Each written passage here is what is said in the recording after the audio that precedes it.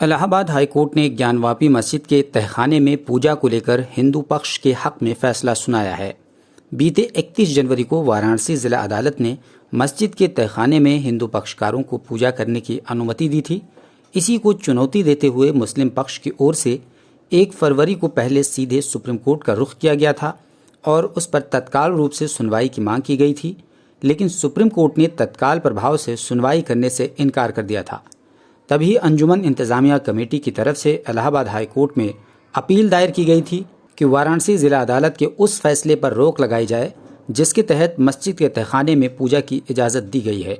इसी पर सुनवाई करते हुए इलाहाबाद हाई कोर्ट ने आखिरकार मुस्लिम पक्ष की अपील को खारिज कर दिया। इलाहाबाद हाई कोर्ट के जस्टिस रोहित रंजन अग्रवाल ने फैसला सुनाया। मामले के पूरे रिकॉर्ड को देखने और संबंधित पक्षों की दलीलों पर विचार करने के बाद अदालत को जिला न्यायालय द्वारा 17 फरवरी 2024 को पारित फैसले में हस्तक्षेप करने का कोई आधार नहीं मिला, जिसमें डीएम वाराणसी को संपत्ति का रिसीवर नियुक्त किया गया था। साथ ही 31 जनवरी 2024 का आदेश जिसके द्वारा जिला अदालत ने तहखाने में पूजा की अनुमति दी थी। न्यायाधीश अग्रवाल ने अपना फैसला सुनाते हुए कहा कि वाराणसी अदालत ने 31 जनवरी को फैसला सुनाया था कि हिंदू पक्ष ज्ञानवापी मस्जिद के दक्षिण तहखाने में पूजा कर सकता है, जिसे व्यास तहखाना भी कहा जाता है।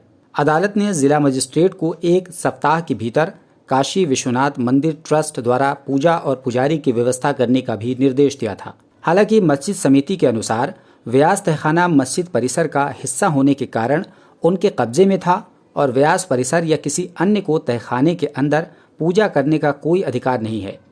इसी बीच हिंदू पक्ष ने दावा किया कि व्यास परिसर 1993 तक तहखाने में धार्मिक समारोह आयोजित करता रहता था, लेकिन राज्य सरकार के निर्देश के अनुपालन में उन्हें इसे बंद करना पड़ा।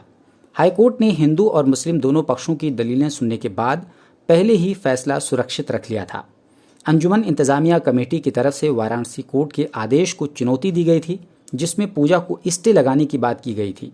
मुस्लिम पक्ष का दावा था कि डीएम को वाराणसी कोर्ट ने रिसीवर नियुक्त किया है, जो पहले ही से काशी विश्वनाथ मंदिर के सदस्य हैं, इसलिए उनको नियुक्त नहीं किया जा सकता। आपको बता दें कि ज्ञानवापी मस्जिद के सर्वे के बाद तहखाना खोल दिया गया था।